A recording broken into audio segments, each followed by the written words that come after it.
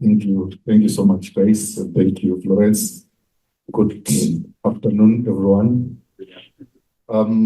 So the role of informality in the urbanization process, I think, like my colleague has said, it's very diverse when I look at it. Look at the issues to do with housing. I think, as she has said, that the general populace, it is housed under the informal sector, even in terms of employment and livelihoods creation, income generation. The better populace or population of Africa is housed in the informal sector. So, to me, employment, the role is that of providing housing, income generation, local economic development for most of African cities, but not only that, also service provision. As we try to regularize, I think I can't agree more with Grace. Local economic development, I think even with Amanda in the morning, that we have to rethink. We seem to have adopted everything, especially from our colonial powers, even the planning aspect. Look at the issues to do with public participation, consultation. Are we consulting enough? Or we're just consulting for the sake of consulting? Are we meeting the people who are supposed to be the beneficiaries of these programs or plans that we have? So I agree with Grace and Amanda that we need to rethink the way we do our things. And also, as I conclude, informality has led us, or most cities, to be innovative in my thinking that it's no longer business as usual. Because of the voice that they've added, they now help us to say, someone is watching the planners, someone is watching the city managers. So it's no longer as business as usual. The voice is becoming so loud that they are now being included even in the city planning. But are we there yet? I doubt, but I think they have added a voice for innovation, for service provision, for housing provision, and other issues. Thank you. Okay, thank you, my sister, and thank you, my panelists, fellow panelists, and good afternoon to all of us. Yes, maybe I'll start from what I was saying, but from somewhere. Yes, AVS works in the global south with the very many partners. One of the key partners is the labor movement. So, of recent, AVS has developed what we call a power resources toolkit. And this is supposed to support the trade union partners to exploit the power resources that are available to them. Last 1 week and 2 days or so, I was in Asia, where the Asian AVS offices had come together, about 10 of them, at Nepal, to explore how they can support the trade unions to work on what we call the associational power, that is building numbers and building representation that is able to uptake what we're talking in order to force just cities, just economies, and sustainable development. The other one is to understand their power, their position in the economic structure of our economies, so that they are able to also exercise the necessary powers. Then there are the two powers of institutional, changing necessary legal regimes, and then societal, where the labor unions are supposed to be social agencies. So that's what we're doing. We've done in Africa, and we're trying to do in Asia. Back to topic. I hope I'm not chewing up the time. The three things which my sister Grace and brothers have reference to, and I'll speak to those, but maybe in a different way. One is the housing. I'll bet all of us here grew up in those informal settings in the city. When I finished my career in university in Kampala, of course, I was supposed to go home or get a home in the village or get a job. No job. and I couldn't go to the village because I couldn't then access job opportunities. So I had first option was to stay with a cousin. It's living in what my colleague was saying, apartment. But apartment is for either 2 or 3. No space for some of us who are just job seekers. So I had to look for a second cousin who was living in 2 rooms, but we were supposed to be 6 in those 2 rooms. And we stayed there for about 2 years, looking out for jobs and eventually got jobs. And that's the story of most of us. And that's the story of informality.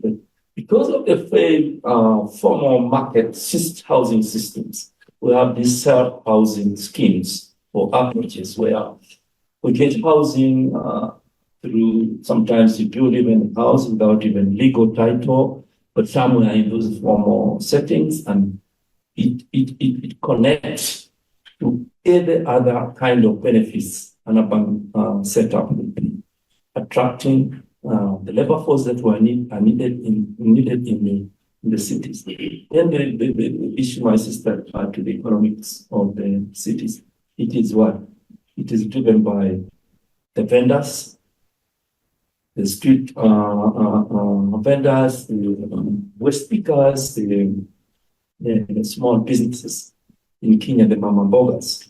But do we put them in our things? Actually, I was listening to Paul. One of the things I was going to ask either Geraldine or JB is to engage you to start building the economic sense, the economic numbers of these street vendors in our economies, because they drive our economies, but I don't know whether we have anywhere where we can speak to those numbers and say, this is what it means to have this kind of informal economies in the cities, because some of our planners up there, numbers move them. If you start speaking those numbers, then you can make sense. Then the behavior of us ourselves, I mean the middle class.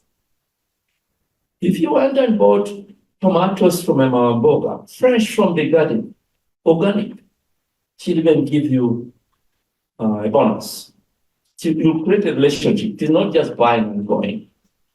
But what do we do? And you even negotiate. For us, they can even negotiate. Instead of 20 bucks, I give you 15. Supermarket, no negotiation. It is now, you don't even meet the attendant. Actually, you just go and scan and pay and walk away. No human touch. But that's where we go, because you see, they're structured in a way that you have a big parking space, you can park, you go.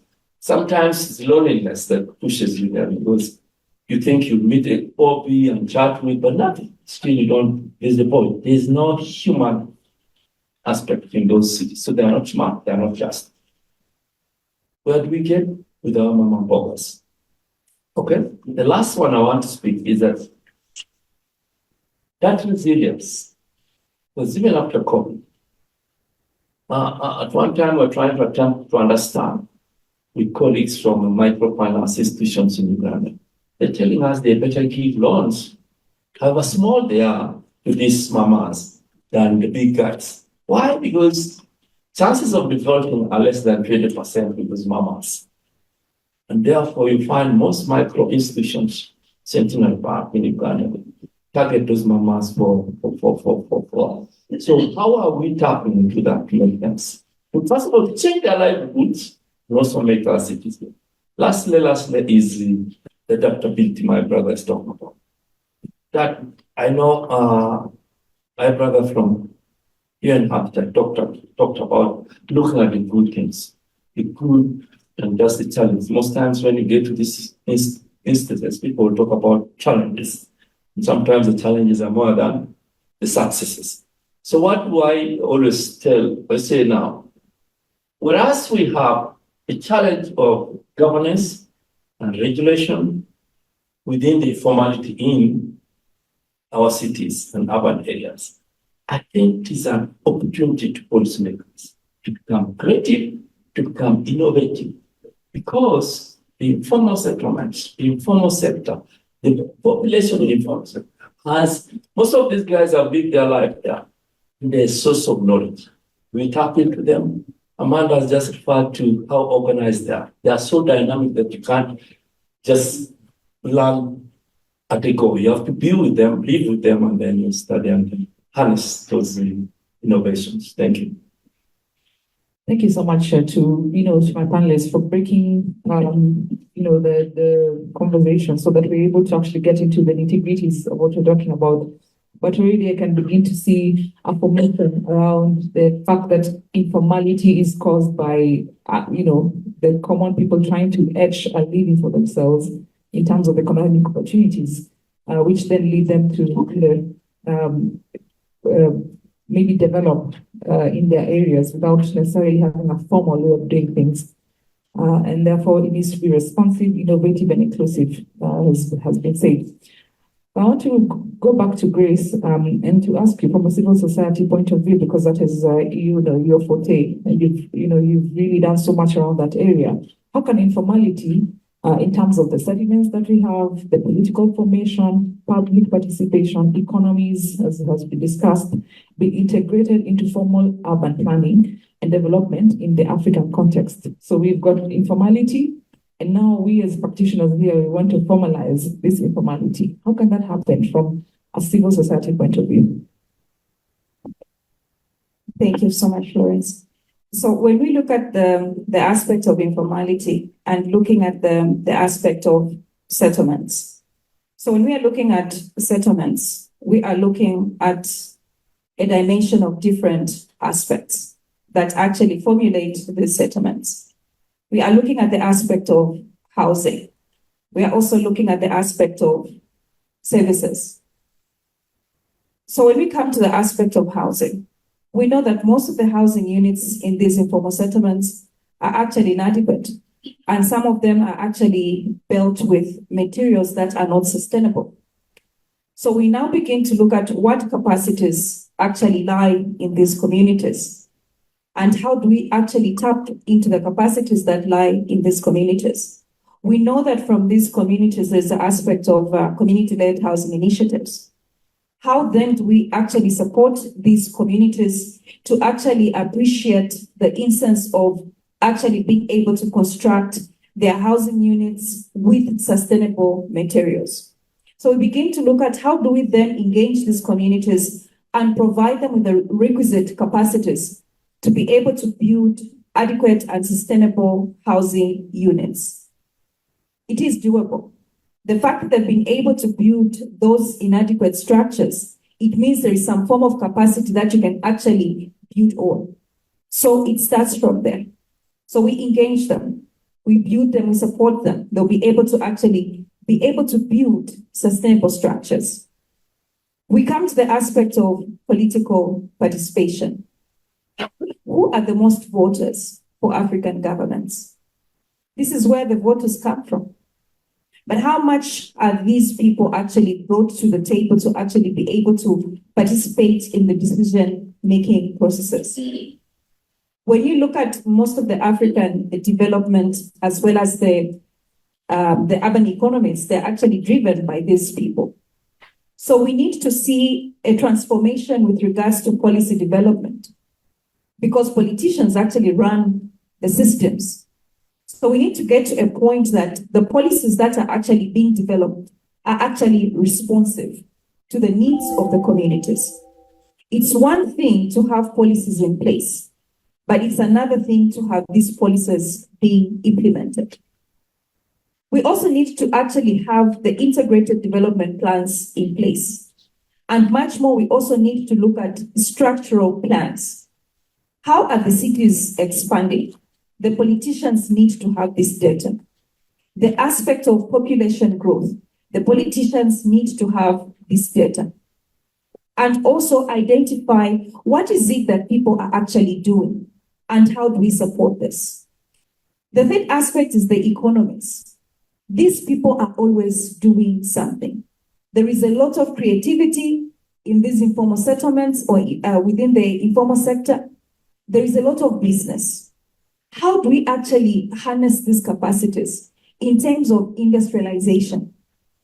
Currently, most of the African countries have a lot of debt.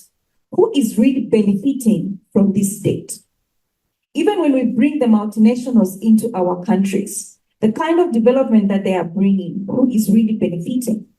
So we need to begin to look at how do we actually tap into the skills that are available and support the people in the informal sector to be part of the larger economic sector. We like it or not, most of the gross domestic product of the African countries are actually drawn from informality.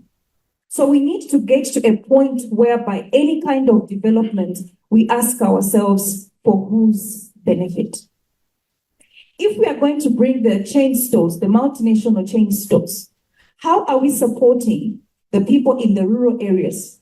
Because remember, we have the forward and the backward kind of structures in economies. So how are we actually supporting the back and forward linkages? So how then do we support them to be actually much more productive so that they can actually become part of the formal sector? How are we supporting them with value addition? So we need to move away from an approach where we actually make them consumers or be by the way result. I think like Mark stated, we want to be associated with the most. So who's going to support is it Mama Mboga? Yes, ma'am. Who's going to support the Mama Mbogas? Because remember, at the end of the day, there is externalization of funds. And sadly, when it comes to fiscal and economic policies, most of our African governments are lacking. Most of these multinationals, they'll invest in our country. But how much of that resource remains in those countries for the development of those countries, for the benefit of those countries? So we need to begin to look at systems that are actually going to incorporate the poorest of the poor. Right now, we are talking about large dates when we have a lot of mineral resources. How are we tapping into the indigenous knowledge to see how can we actually improve the extraction of these minerals, value addition, and actually being able to export finished products for the benefit of our youth, for the benefit of the future generations? How much are we working with our universities? There is a lot of knowledge. I'm actually proud to be African. I don't want to be any other race. There is a lot of knowledge. There's so much that we can do as Africans. But how are we bringing everyone to the table? So from the civil society perspective, for us is to see equitable rights to all. We want to see economic development for everyone. So I actually wear two hats. From the Civic Forum side, we want to build the capacities of these communities to be able to identify what economic opportunities lie in their communities. Other than that, we also want to facilitate dialogue between the policymakers and the citizens. From the Habitat International Coalition, where I currently sit as the president for the year 2024 to 2028, we are looking at the aspect of promoting human rights, holistically promoting human rights. So when we talk about human rights, we should make sure that nobody is deprived of what they are rightfully entitled to. We are looking at the aspect of equity. And when we look at the AU agenda of 2063, it's looking at sustainable cities and development for a transformative Africa. Where does it start from? So we really need to fully understand the dynamics of each country. What is it that can work? We can learn from others, but one is we need to have the data in place. We need to bring everyone to the table, and we need to create platforms where the communities should be able to engage the duty bearers and hold them accountable. Sadly, our African leaders want to be praised even when they're doing the wrong thing. The people that seem to oppose them will become their indirect enemies, and they'll be sought after. But we need to get to a point where we can engage and actually debate and find solutions that are inclusive and actually be able to deliver development that is sustainable. We need to move away from being consumers, but to being producers and support our economy. My submission. Wow, wonderful. I think she deserves a round of applause. Quite a spirited answer there. I picked data is important, dialogue is important, and debate is important. 3 items. Debate with the people, because you want to talk to them about something, you want to create a policy, you need to talk to them. And so have a very clear exchange of conversation around there. Thank you so much. And Shelton, I'll move to you. Now you've been talk to us from the government side. How do you ensure that we start to formalize the informal? Yeah, I think the first port of call is that we really need to engage and we need to integrate the informal players into the what we have called the formal way of doing things. So, given the background that we have given as colleagues, but also even in the morning session. So, to me, it also needs the governments, the local governments, to view. I think there was a worry in the morning when one of the colleagues was asking why demolitions instead of regularizations. So there is need of that voice from all of us to say, instead there is another way, or there is a better way. Instead of demolitions, there is a way of regularizing the informal sector, upgrading their housing, upgrading their settlements, and improving the services that should be provided.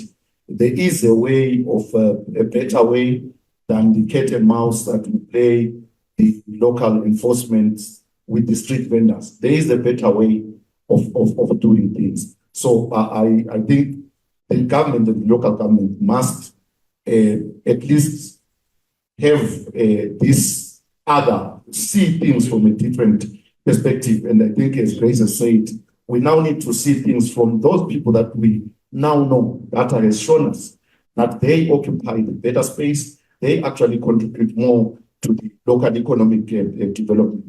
But also we need to integrate these informal economies or the stakeholders. I think Amanda in the morning, she mentioned the sector in the traffic or transportation. And I could relate with what is happening in Zimbabwe, but from the street vendors' perspective as well. The moment you come with this elitist, with this I'm better than them, with this we have the solutions, it won't work. What she said in the morning, I could step by step follow when we were trying to integrate our street vendors into policy issues. The moment you go to them with the solution, they won't get it. They will actually resist it. But the moment you start recognizing them, in Bulawayo, what we've done, we've set up what we call the Bulawayo Informal Sector Working Group, where we say, even in our plans, be it a master plan, be it a local development plan, whatever special plan or whatever plan, even a budget issues, we have these separate meetings for the informal sector. Because again, if we bring them to these workshops, where is the us, well, first I have to give my bio like you've done, they feel threatened. So we need to create these platforms for them. And what Amanda did with the team, to take these people to Cape Town, together traveling on the same plane with the so-called managers. This is the way to go, and this is what we're doing. And I'm happy, I think someone mentioned in the morning, that we need to document these, because these are the success stories, especially in the African perspective. So let's integrate them. Gone are the days, the street in the colonial times was a no-go area. But the street in these years, it's the street mostly for the informal sector. And who else can integrate this than us, the planners, the engineers, the architects, and the Civic Forum, to say, a street of 1980, when Zimbabwe got its independence, prior to that, is no longer the street that we have. So the policy, the bylaw that we want to have in 2024 should not be a bylaw that is restrictive to say, don't go to the streets, don't sell in the streets. So in Bulawayo and Mutare and Harare, which are, Harare is the capital city, Mutare is the I think it will be the third from these three cities that I've mentioned. What you see now, you see the integration of the informal sector, You see streets being closed in Bulawayo, with the street that we call Fifth Avenue, that we have closed entirely for the informal sector. Mutare, I learned it will have its streets closed from 3 up to 8 p.m. Something that was not there. It's not the ideal, it's not the utopia of what we really want, but it's a step in the right direction. So let's integrate these economies for the benefit again. The benefit is for the local economic development. And I think in participatory planning, I cannot say more in that to say the plans as they are, the act that guides city planning, for example, let me bias towards that. The regional town and country planning acts of most of our cities in African countries. The consultation processes, they are still colonial. They are still rigid. They don't include the aspect of the informal sector. So you still see urban planners having some discomfort in probably sharing their master plan or their local plan online. They would call that, we still call it over consultation. You see, so but we need to change that aspect, and even the legal and the institutional framework. Again, I was talking to Mark in the morning to say, as the city of Bulawayo, what we're trying to do, we're saying, is the institution, the government has tried, probably, where you have a minister of the micro, small, and medium enterprise, which houses all your informality. The ministry, the government, the national level is there. But how about the local governments, the cities? So what the city of Bulawayo has done is to create a micro, small, and medium enterprise section, or informal sector section within the town planning department. To say, as you plan, as you do your master plans, as you do your local plans, please remember that there is the informal sector. So the legal, the institutional, but also, as I close, the research that Grace is talking about, the data is there. But we still need to do more research, more data, so that we have data-driven decisions informed by a lot of research. So to me, I think we really need to shy away from this notion of saying they are part of the economy in most of our cities. Thank you.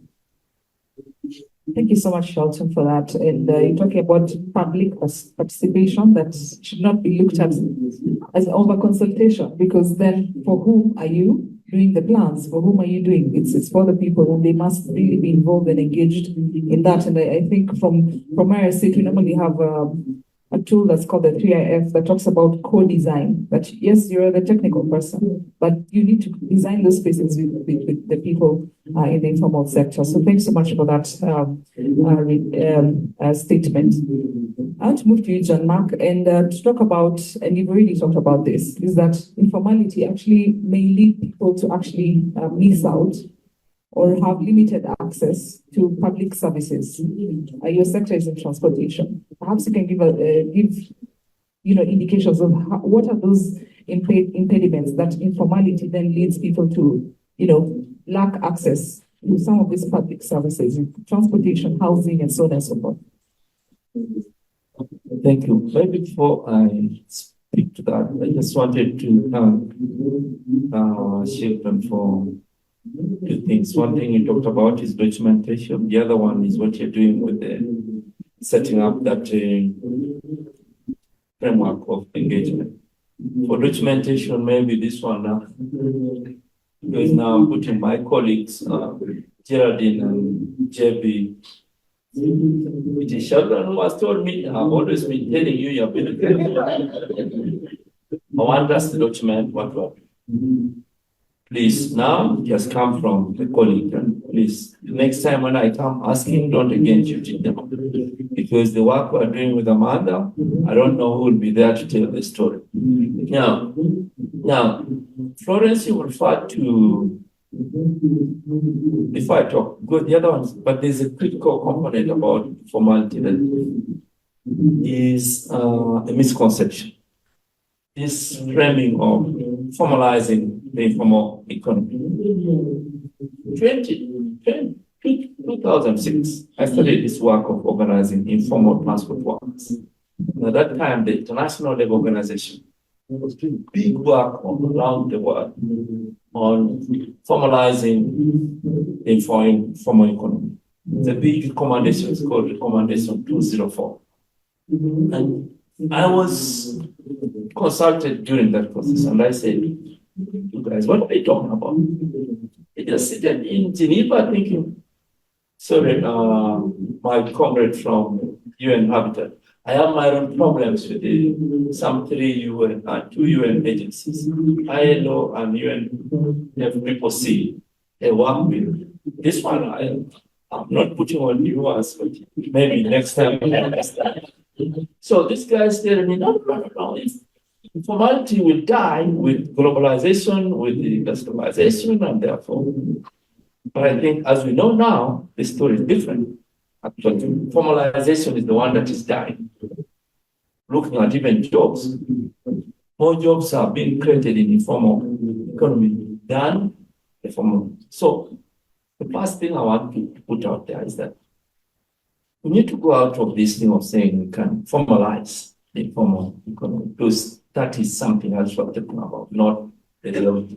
The reality is what our comrade from Nakuru almost talked about, and what the panelists here talk about, which we've now started pushing since 2011.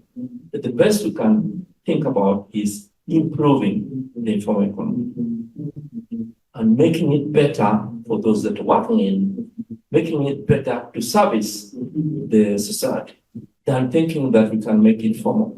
I think that is the first thing I'll come to. Why have we started doing that? We started doing that from an informed basis. One of the biggest problems that our policymakers that my brother was referring to is that in their ivory towers, they hardly have time to understand what Amanda was referring to, how this informal economy is organized, and they always think it's disorganized.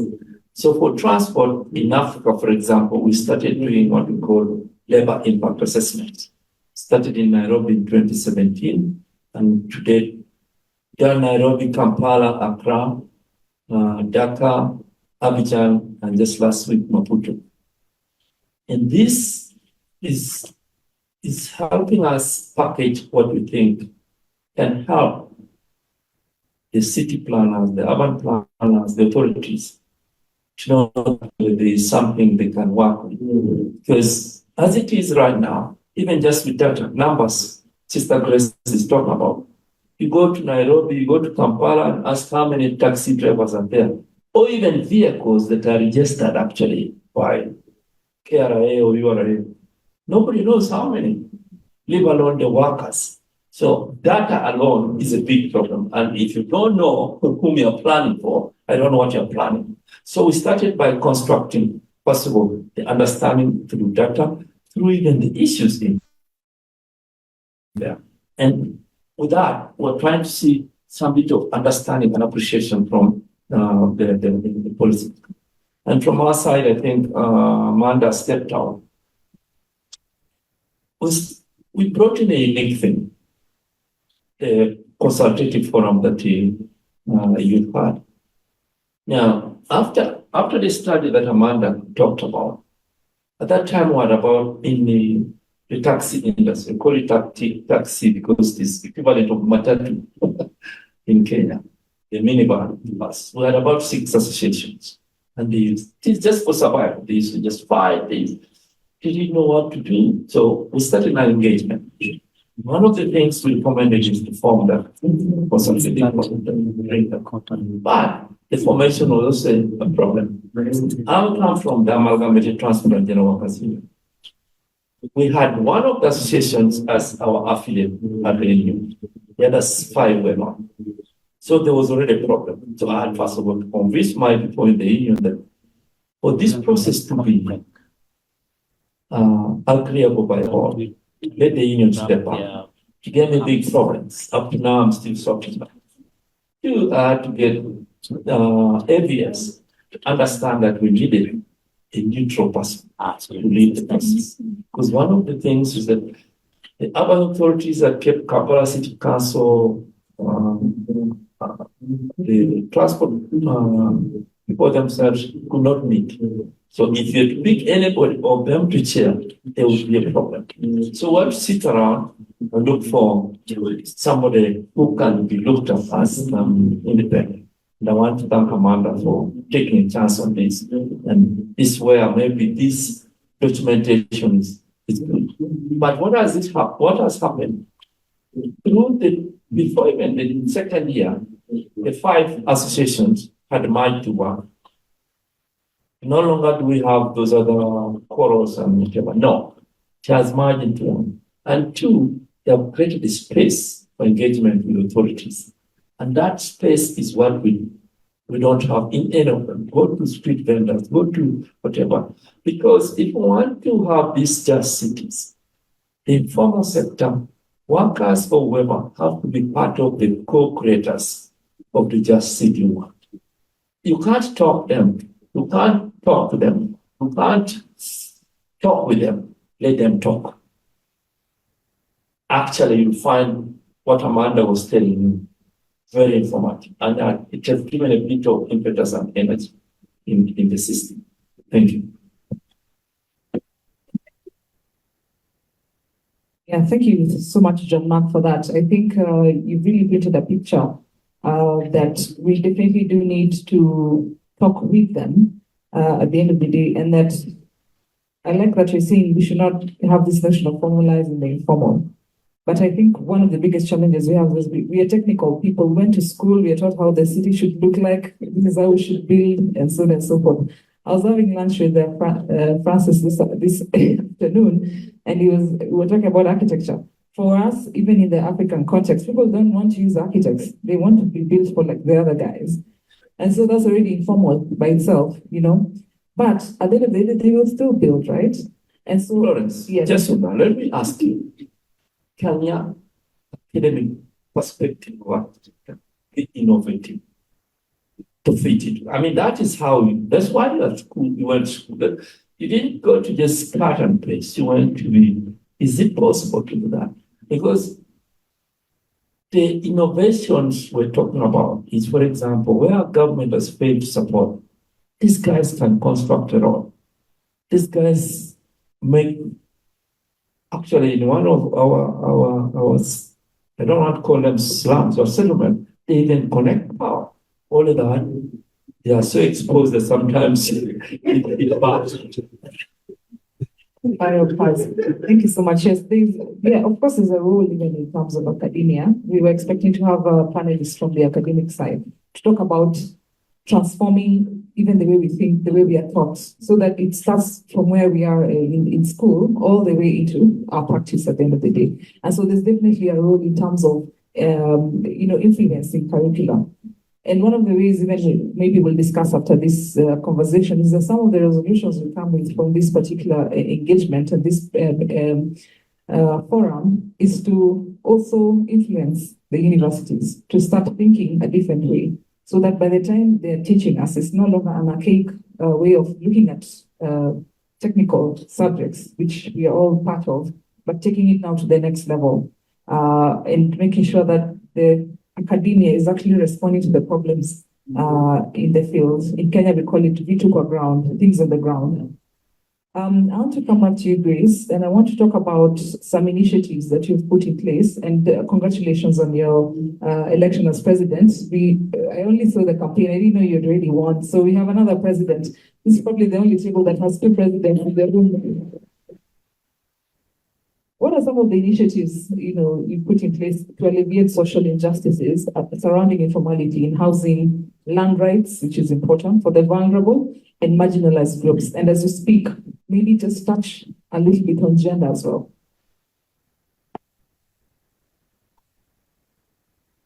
Thank you. So in terms of starting with first things first, for us to believe in understanding the dynamics.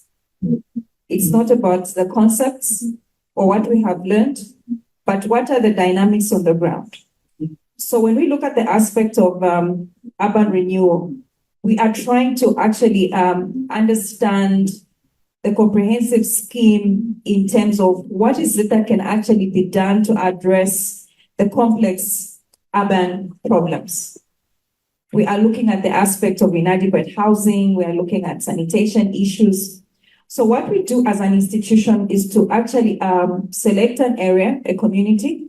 So for instance, we have conducted housing surveys in Kanyama, which is the biggest informal settlement in Zambia. We've also done one in Mandevu. So we actually try to understand what are the different issues in these communities with regards to sanitation, access to water, housing itself. And then we compile a report, which we then submit to the different parliamentary committees that are actually responsible for the different provision of services, including policy formulation. We have also worked closely with the UN Habitat with regards to the pilot slum upgrading program phase 2. So the slum upgrading program phase 2 looked at all the issues that actually surround people living in the informal settlements. So we're looking at how do we help people understand why do they need a house that is adequate. So right now with the issues of climate change and climate shocks, we've had houses collapsing, we've had flooding. So we've also tried to partner with the different institutions. By the way, we are also partners with the Zambia Institute of Architects. So the Zambia Institute of Architects are actually providing pro bono services to the low-income earners for them to be able to design sustainable and durable housing units. We have also partnered with the Zambia Institute of Planners, who actually provide backstopping support in terms of understanding why should I plan. Because remember that as you are doing the construction of your house, you need to understand the gradient of the land where you're trying to build. You need to understand where does the water flow, where does the water come from when it pours. So these are some of the things that we're trying to do. So when you look at the aspect of slum upgrading, it also needs resources. But sadly, is you find that the resource envelope is always limited. So we have been trying to see how do we then cooperate with the different corporate bodies to actually support some of these slum upgrading interventions. It's not an easy road, by the way, because when you look at the complex issues that need to be addressed, there are quite many. So what we did with the phase 2 with UN Habitat, we say that let's start with things that we can manage for now and just make a commitment in terms of improving on the other aspects that we are going to identify as priority needs. So what we started with was basically to inform the community about why is slum upgrading important. And we also brought to the same room the developers, the planners, and also the community members themselves. So we went to the communities and asked them what are their pressing issues. And we also asked them, how do you think these challenges can be addressed? After they gave us their ideas, we came up with an action plan and identifying who plays which role. But above that, we've also tried to create an environment where we are able to actually participate in the parliamentary sittings. Previously, we had to write to the clerk of the National Assembly, set an appointment, but now because they've come to appreciate. So now they've come to appreciate the work that we do as an institution, so they give us a calendar. And this has actually made it very easy. So what we do from the communities that we serve is we've got different able-bodied persons. So we've also got people living with disabilities who are able to go to Parliament and present what is it that they feel needs to be done. So we have seen quite a number of initiatives that have been born out of such interventions. For instance, we saw the Lusaka Water and Sanitation Company begin to empty the pit latrines because previously people did not know how to empty the sludge and how to treat the sludge. But now we have the Lusaka Water and Sanitation who have come on board to assist the communities empty their pit latrines. We have also seen a deliberate shift towards supporting the community-led housing initiatives, such as the housing cooperative. So we partnered with the government of Zambia to actually build a house in rural Chadiza using available local materials. So the first important thing is the beneficiaries, the affected people, become the primary stakeholders. And anything that needs to be done, it has to be done with their full knowledge and also their participation, because like that, they'll appreciate any kind of development that comes to their community, and they will actually provide the security and safeguard it. Because mostly vandalism occurs when you take development and they feel it's not theirs. So they feel they're not a part. But when you make them feel part of the process, they'll also be able to actually honor and safeguard the infrastructure that you provide for them. Thank you. Thank you so much. I like the very last statement, safeguard, because a lot of the reason why, there's a lot of informality is just security around, the things that, that people have and own. But I want to move to Shelton, and even as I move towards the end of this conversation, and Shelton, you really talked about the informal sector working group, and here we're talking about how can the urban informal economic players be effectively organized to claim a stake in urban development and planning processes. I know you'd already touched on it, so maybe you can expound on that, even as we move towards John Mark to conclude our panel. Thank you, Florence. Yeah, so the first aspect of trying to organize these ones is to, first of all, formation of these associations or cooperatives. It's very key. But when they are formed, we also, as local government and government, must recognize them. So the first port of call will be, when they are formed, let's recognize that they exist. But also, I think someone touched on it in the morning to say, the voice, the collective voice that the associations has, it must not be threatened, lest they also go back and say. So someone was mentioning that these people, when they look for an association, they are looking for someone who can relate with them as close as possible. So we now need to then engage, but also recognize that they do exist. Like I said, the Bulawayo Informal Sector Working Group, it's an amalgamation of quite a number of associations who are into street vending, who are the small medium enterprises who are into manufacturing. But also what the local authority has done in this aspect, it has said, let the government come, the Ministry of Small and Medium Enterprises responsible for the informal sector, come sit with the local authority, which is now the town planning department, and then these other 14 associations. But also there is what we call the Chamber of SMEs. They are Bulawayo regional representative. They must also come so that they represent the interests of these people. If there is a bylaw that needs to be reviewed, they take it first to those people. If there is a strategy, the informal sector strategy that we're trying to craft, it starts with them. The micro, small, and medium enterprises policy or the informal sector review policy that we're reviewing for the local authority, it must start with these people. But we need to guard against, like what Mark is saying, to say formalizing. The moment you say formalize, it's for someone else. It's no longer for the informal sector. So we need to guard against, we are formalizing for who? So that at the end, I prefer the term improvement, so that we improve for them.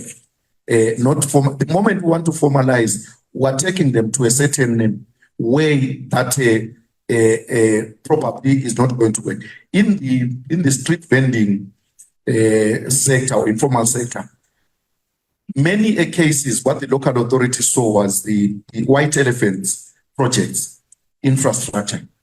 The moment you assume that they need infrastructure, they need workspaces, and you go and build, you'll be taken by surprise.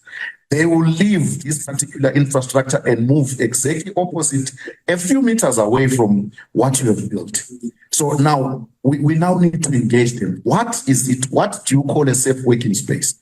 What do you call a smart working space for you? So let's understand. But also capacity building, I think Grace has mentioned that we need to capacitate them. We need to train them. In Zimbabwe, we partner with ILO, we partner with quite a number of organizations, sustainable urban resilience enterprises, start, improve your business, generate your business idea. But like you say, when we do these things now, I love the concept where you said probably we need someone from the academia. I also do part-time lecturing. And one thing that I've noted is that a lecturer who has just gone into theory and has never practiced is different from someone who is coming to lecture what he's practicing. The first will want to abide by the book, and in most cases it's not working. And the curriculum, it's still colonial, let me say so, even as independent as we are. But the practicing will speak to issues that are your development control, your development management issues. They are relevant to what is existing. You now speak of issues that are existing rather than what was there when the curriculum or the course was being introduced. Then we need to network. So at capacity building, these people, like my two colleagues have said, they know what they want. But we simply need to capacitate them to say, tell us what you want. And the ways of speaking to us or the ways of engaging amongst one another. So the next aspect was that of networking and information sharing. What we do as the local authority, and I say this, it's not yet where we want to be, but the moment we attend certain forums like this one, we will provide a summary of issues to say, this is what has been discussed. This is the trend that we are going at. What are your contributions? The moment we do a local development plan, at review stage or when it's been public gazetted or public exhibition, we then try to sort of find their own space where they would now need to look at this plan without the pressure of these other professionals. We call them professionals in their own field. And then, but finally, dialogue and inclusion. We need to set up platforms that will make sure that they don't feel excluded.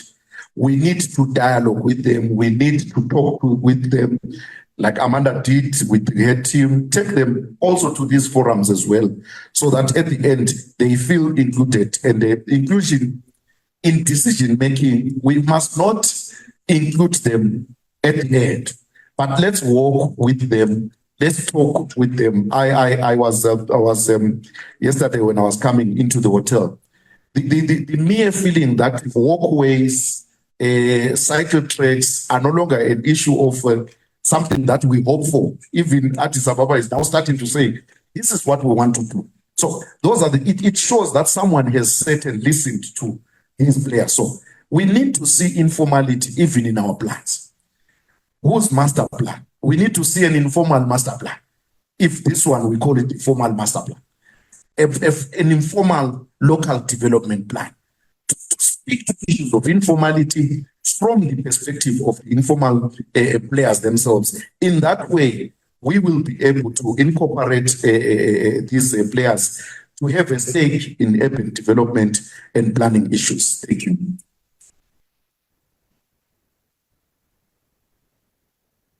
Thank you so much, Shelton. You talk about having everyone at the table. Everyone should be at the table so that they speak for themselves and be listened, and then be able to have a sort of a unified approach towards what it is that everybody needs. And last but not least, I want to come back to you, John Mark, as you close this conversation for us, and I hope I have time for Q&A. Please prepare your Q&As shortly. I think we still have, what we have right now is that the public transport system that we have in most African cities remain to be for profit. You know, people are trying to earn a living, and this living they're trying to earn individually in most cases, you know, where they're operating taxis individually. Whereas we know the government and the public sector is trying to shift towards making it a normal public good, where it's like they're saying that, when you have your BRT system, for instance, you're reducing the number of people that are employed in the sector. How come we still continue to have challenges in driving this change so that we start to have a more efficient public transport? But then again, remember, you're moving people from for-profit to now government-led services. I just want you to speak into that and say, wait to have Q&A from the audience. Actually, it's not just for profit. It's also basic service or mobility.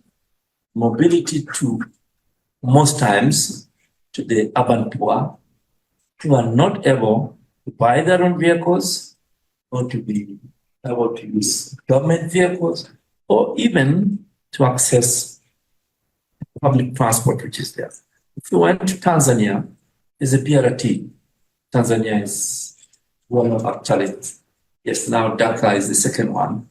We have South Africa, Johannesburg, and Cape Town doing.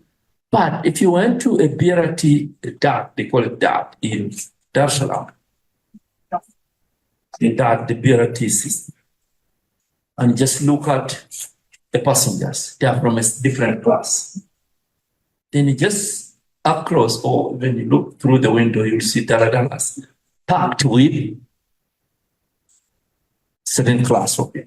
Why? Because the informal taxis, the Daradalas, the matatus are providing essential service to they're very flexible and affordable.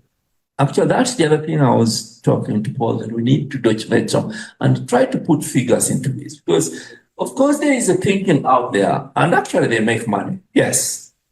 However, there is big chunk of it that is for service. And that's why you see they are able to negotiate. I mean, where a BRT or a formal system was going to take you for Uganda shillings 2,000, a Boda Boda will take you for 1,000. Now, who will not go for this one? That is the thing. So there is a service, the component of the service, and actually over years, because most of the people who are operating this are not just there for a gig. They've been there for years. That is their livelihood, it is jobs, and now it is us working with them to make it into a public good. It is a public good, but not in the sense you're talking about. What are we doing? We're using now the introduction of mass transportation like BRT to try and improve the system. For example, right now, it's a fill and go. So when you fill, then you go. Now we're saying now, if BRT comes, there's going to be service routes, feeder routes to the trunk. And if you want to be part of this, these are the things, the steps you are going to take. That's what the Consultative Forum is doing, to change their business model. Fill and go to a schedule system to improve their fleet. Okay? Because our labor impact assessments are also discovering that even those workers and owners in the system don't understand their system well. And therefore, they're prone to pseudo businessmen. And actually in Nairobi, before the circle system came, those cartels. Even in Kampala, these cartels, the guys, theirs is just to see how to occupy that space between the formal transport service and the authorities, and give whatever information they give, and also make it very difficult for you as a public urban transport planner to get into. So what we want first is getting them into those spaces so that we have meaningful consultation. I mean, Shelton talked about it. Meaningful, so that if you are conceptualizing a project, start with them in the beginning. Don't think they don't know. Recently, after COVID in Kampala, were about 6 ministers, interministerial plans. They were sitting, everybody was locked up for them. They were sitting to plan to chase away Boda Bodas from the city. So they get announced, oh, no, Boda Boda, when they open up Boda Bodas, they're sending me messages. What are those guys are saying? Tomorrow we are all going to, they have not yet opened, but we are going to the city. And they went to the city and they are there. You will not chase them. because they're also a big political muscle. The next one is harnessing the systems that are there. We right now think about transforming and improving public transport to become sustainable and environmentally friendly by going EVs. But we're saying these EVs have to evolve. Right now we have circles, we have associations. How can we use the associations as part of transformation to the EVs by making them at the center of this? We had a discussion with Total Energies in Uganda. Started difficultly. We said, road safety, they wanted to discuss the soft things. Yeah, teach them road safety. But later on, we introduced the tough ones. Say now, let's go start engaging them on EVs. Because look here, in Uganda, in Kenya, and most of Africa, no subsidies come from government, and yet they provide a service. Ask yourself, how do they survive? Because there's money in it. Now, if we can turn that into a collective financial, I know Astrid is going to talk about this. One of the things of making this city sustainable and the transport sustainable, and even our transition transformative, is to tap into this collective public good, so that we also have collective public financing. Circles are the best. Circles are for people to come together and collect money and put their money to whatever they want. Why don't we use that to accelerate the uptake of EVs? Because they'll tell you, put a charging facility here, not there, because our members are here. Two, most of them will get into buying the EV bodabodas, EV one. The other day when President Ruto launched the EV bike, after 2 weeks, I don't know, it had a problem. Now in bodaboda in Nairobi, my friend called me, the Ruto EVs we don't want. Just that we don't want. Government has to now start dispelling that. So that's one. Then the last one is what Shelton talked about, networking and collaboration, so that we don't reinvent. If there's something that Bulawayo has done and we're struggling to do the same in Raleigh, why don't we tap into what Bulawayo has done? Thank you very much. Thank you so much. I now have maybe about 10 minutes for my Q&A. I want to invite any Q&A. I believe we've had very good discussion. 1, 2, 3. That's it. That's okay? Just I'll start there, and then to Francis, and then George. Then we can wrap it up. Hello, everyone. Thanks for the very interesting panel. I wanted to ask a question that 3 of you mentioned related to improving the informal economy or improving the circumstances for the informal economy. And I'm questioning, how would we be able to do this without making them lose their autonomy, which makes this kind of informal economy flourish, because it's built on people network and how they navigate not being formalized.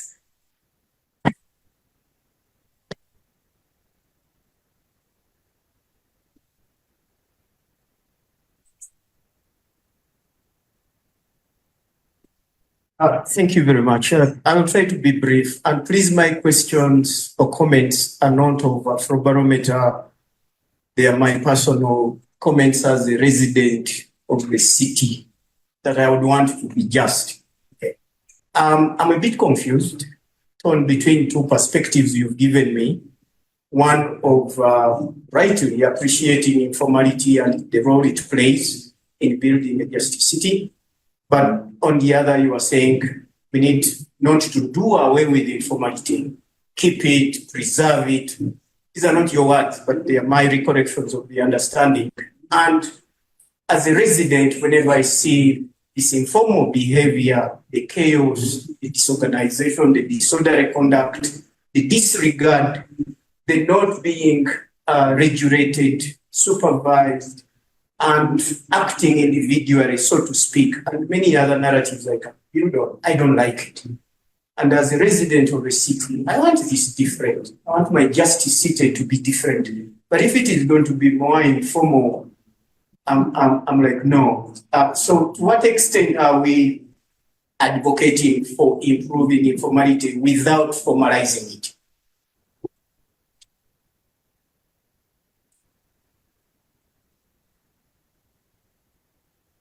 What does informal mean? Does it mean? Francis is very tickled. Thank you very much. My name is George Osonga, and I really want to appreciate the panelists. I have basically three observations. I'll make them in terms of questions and comments. First, Grace. Grace, you raise a very important aspect about the demographic dividend that we have in this bulk of the youth that is occupying our urban centers or cities that we need to make just. And one of the things we've seen in recent trends is that youth bulge is becoming also intelligent. We have a lot of intelligence that's coming in the youth that previously wasn't there, because there's more people coming out of high levels of training and having no jobs and trying to find other ways of surviving. As we saw recently in Kenya, where I come from, the phenomenon now we call the Gen Zs, who almost took down a government, and because of just using the intelligence space. And I'm kind of thinking, how can we tap into that intelligence? Because it's not one of saying they're denied so much, but it's one of them asking questions about governance and leadership. Very basic. And I think for me, that would be perhaps something we need to start thinking about as we talk democracy, start to unpack these things and think about what are the governance and leadership trends that we need to now offer this youth bulge that we have. And Shelton, thanks a lot for bringing up the issue of formalizing informality. I have never been an advocate for that at all. But we need to legitimize that informality, because there's a lot of innovation there.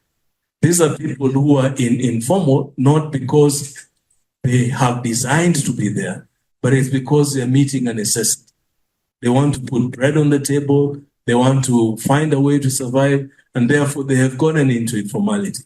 Now, the character of that informality is that it's always illegal, and therefore it's against what the public authorities think about. And when you look at that scenario, we've had very recent cases where Human Habitat and us partnered to work with the waste sector in the major city of Kisumu in Kenya. And even introducing yourself as wanting to work with the waste actors, and you come with government, they will take off. And yet, by the end of it, we discovered that the volumes of recovery that they're doing on the municipal waste stream is extremely significant. So finding how to legitimize that space for them, whether through some kind of policy structure or through some soft regulatory framework, I think is very, very critical in making our cities just by introducing the informal into a legitimate space of action. But lastly, for me, it's something I always call double standard. We have seen very interesting things happen in our cities when, and I'm not trying to look at our city manager in the wrong way. When the World Bank, for instance, comes and they say, we're giving you money to upgrade your informal settlements. And at that point in time, doing a 3-meter or 4-meter road in the informal settlement is correct by government standards, because government is receiving the money from the World Bank and performing that task. When other development scenarios come, then you're told this is not within the normative standards. You cannot provide an access road of X.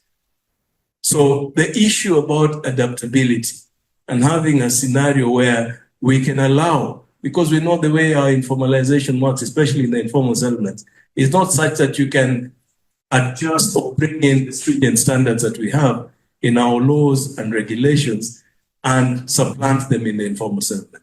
It's almost impossible. You'll need to break down so many walls and so many areas, and therefore impoverizing these people even more.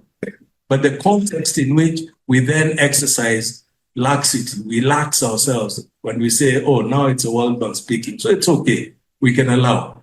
But when it is other development parties, for instance, Grace and I, who are in civil society, come with that notion and we say, we want to put this investment in this place, then the planners come and say, hold on, we cannot allow you to do that because it is not in our guidebook, it's not in our handbooks, it's not in our regulations.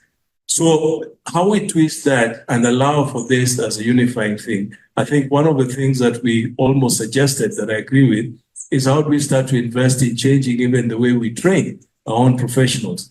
How do we change some of this curricula so that you don't come out of the space and instead of giving people the informal settlements tools to be able to help you plan within the context of their living, you're giving them advice on how they should live like the other people living in the more formal areas. And I'll conclude by just saying the example we had, sorry, it's like a statement of the example we had of UCOT in Nakuru is an excellent example where you have a university giving communities a tool that they can use to interface with government to come back and invest in the area. Thank you. Thank you. Thank you, George. You've taken a good chunk of my Q&A, but I'll forgive you because you're my convener for the Just City Working Group. I'll want my panelists to respond, but also conclude, literally in 2 minutes each. Is that possible? Thank you. Thank you, please. I'll want less than that. To my sister, what we are trying to do, for example, I'll talk from the public, the informal transport, is making them a little bit democratic so that somehow they get into a collective thinking. As of now, that's a big problem. It's only when we get to that we can make meaningful change within their system to be responsive and be good actors, like you're saying. Now, for Paul, we have a small democratic process that has just happened here. I have my own views. I was going to talk to you, which we shall talk to when we get back home on the chaos you're talking about. Sister Grace will speak to that. Thank you so much. You talked about the aspects of the chaos, irregularity, and the more informal kind of business that we are seeing. I'm happy it irritates you, and I'm happy it upsets you. That's the start of change. So what we are seeing is actually a residue sponge. That's a sign of failed economic systems, failed policies that you and I should actually contribute to actually create a conducive environment for everyone to thrive. So the question that begs to be answered is, so what should we do? These people already have something that they are doing. So for instance, yes, they are doing it wrongly, but let's appreciate the effort that they are making. Because you like it or not, the urban economies are actually driven by the informal sector, largely, to a larger extent. So we need to go back to how do we plan and make sure that it's inclusive. And remember, we cannot bring development without actually involving the people that that development is targeting. So for instance, we talked about the informal settlements. Sit with them. Do you think they like the way they live? They don't, except the human mind easily adapts. If we take you to the informal settlement today, you will behave like somebody who's much more, like you understand what you're doing. Before you know it, you begin to behave like them. So we need to get to a point where we understand the dynamics that are driving certain trends, and together with the affected, begin to work towards making what is wrong right. If you and I, like, I think it's Brother Mark, who said suddenly, I think it's the previous team that was here, said you just say, Matatus, we've stopped. Do you think it's going to work? It's not going to work. So one thing is we've acknowledged there is a problem, yes. There is chaos, yes. But then how do we actually transform out of this? So what the national governments have committed to, let's look at the aspect of the economic, social, and cultural rights. What is it that we have committed to as governments? Can we bring everyone on board and address that chaotic situation that we see? And I'd be very happy that it should irritate you more because they need to make you one of the players to contribute to identifying solutions. So we are not saying let's support informality, but what we are saying is these are human beings just like us. These are people that deserve a better life just like us. Probably they didn't have a chance to get to where we are, but let's tap into the existing knowledge capacities, improve on them, and make their communities better. Thank you.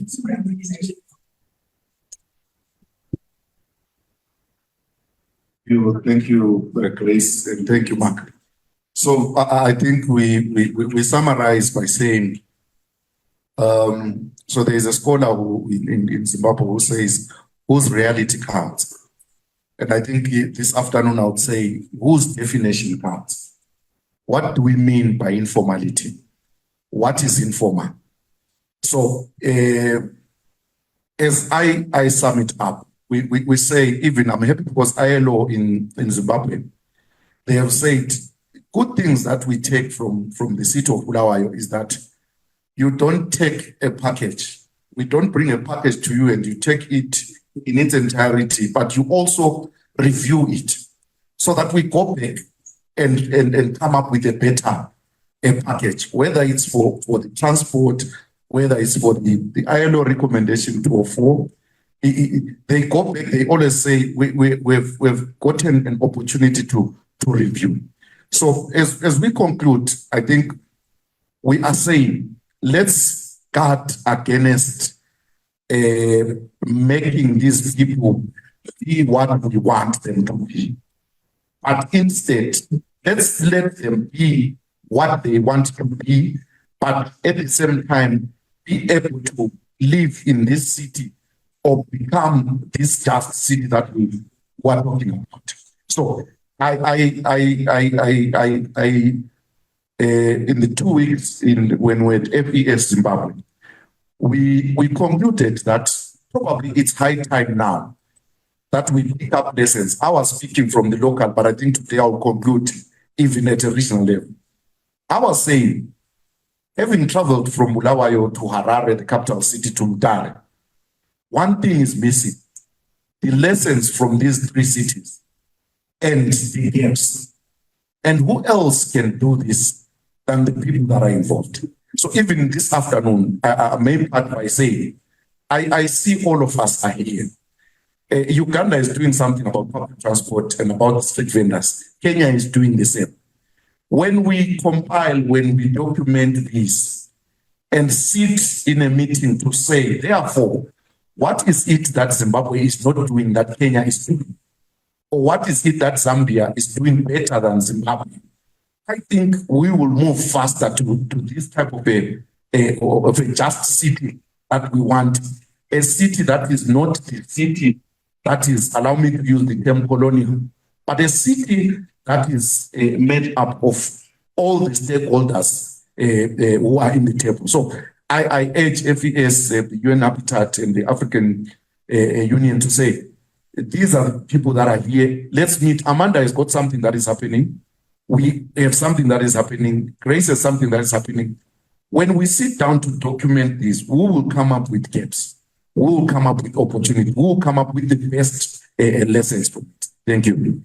Thank you. Let's give my panelists a big round of applause. And as they take their seats, we just be left with words like capacity building, responsive, innovative, inclusive, sustainable. Let's look at the demographic. Let's legitimize this conversation. Let's collaborate. Let's make decisions together. Let's look at dialoguing. Thank you so much for giving us the opportunity to have this panel. Thank you.